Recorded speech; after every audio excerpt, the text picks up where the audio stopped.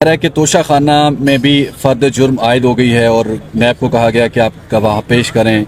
आपको लगता है कि मुश्किल हो जाएगा इमरान खान के लिए इस केस से निकलना?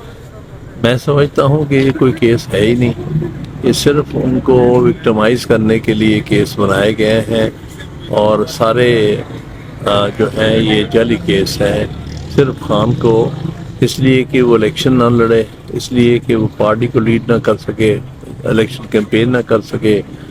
तो ये सारी बदनीयती पे मबनी है ये सारे केसेस। आज 9 मई में भी उनकी गिरफ्तारी डाल दी है। आपको लगता है कि 9 मई के दिन चूंकि इमरान खान तो गिरफ्तार थे, बाकी कारकुनान प्रोटेस्ट में थे, तो टेक्निकली इमरान खान को गिरफ्तार किया जा सकता है 9 मई मुकदमात में? हरगिज़ नहीं, क्योंकि वो तो इनकी कस्टडी में थे, पुलिस की कस्टडी में थे। उनको तो उठाया गया था इस्लामाबाद हाई कोर्ट से, बल्कि मैंने 11 तारीख को उनको जब पेश किया है तो उसमें इन्होंने कहा है कि मुझे तो ले जाया गया था और उसके बाद मुझे किसी से कोई किसी किस्म का राब्ता नहीं था और मैं अब आया हूँ। जब सुप्रीम कोर्ट ने बुलाया तो मैं अब आया हूँ।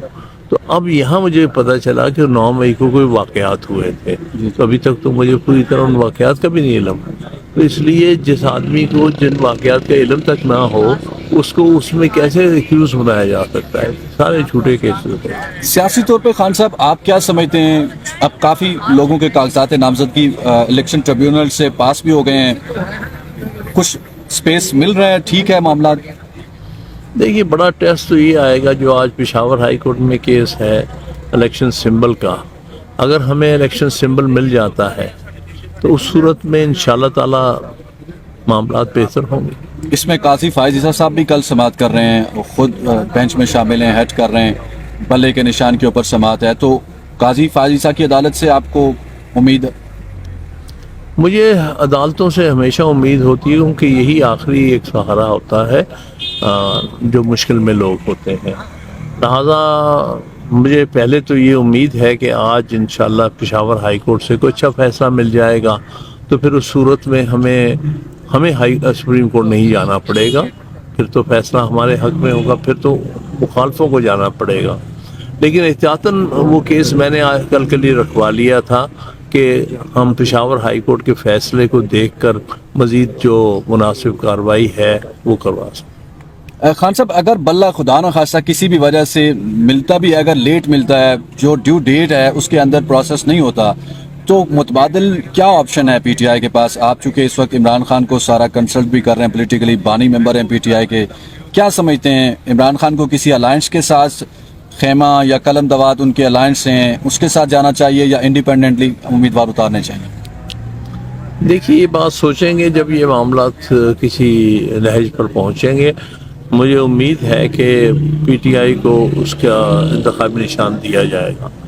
जो कल का फैसला भी सुप्रीम कोर्ट ने किया है 7 जजों के बेंच ने, उसमें ये कहा है कि हर पार्टी का बुनियादी हक है कि इलेक्शन में हिस्सा ले और हर शहरी का बुनियादी हक है कि वो अपनी मर्जी के कैंडिडेट को वोट डाले। लिहाजा अगर किसी भी सियासी जमात को इलेक्शन से बाहर रखा जाता है इलेक्शन से बल ना देकर, तो वो कल के फैसले की भी खिलाफ वर्जी होगी।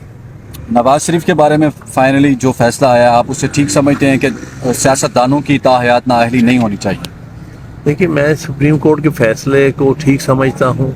उन्होंने आर्टिकल 62(1)(f) की तशरीह की है और मैं समझता हूँ दुरुस्त तशरीह की है कि किसी को सारी ज़िंदगी के लिए नहीं किया जा सकता है और बहरहाल ये मसला तय हो गया है। और क्योंकि इसको हमेशा इस्तेमाल किया जाता था और मुझे पूरा अंदेशा था कि कल कोई इमरान खान साहब के ख़िलाफ़ भी कोई इस किस्म का केस, ये जैसे झूठे केसेस बना रहे हैं तोशा खाना और ये वो, उसको इस्तेमाल करेंगे आर्टिकल 62(1)(f), तो कम से कम ये रस्से से हमारे हट गया है। फाइनली एक आर्टिकल लिखा गया है गैर मुल्की मीडिया के ऊपर और कहा जा रहा है कि इमरान खान ने तो कोई ऐसा पीस रिटर्न में नहीं दिया, तो ये कैसे पॉसिबल हो गया? क्या आपके पास इस सिलसिले में कोई मालूमात है? देखिए, खान साहब ने इसको ओन कर लिया है, बस यही काफ़ी है।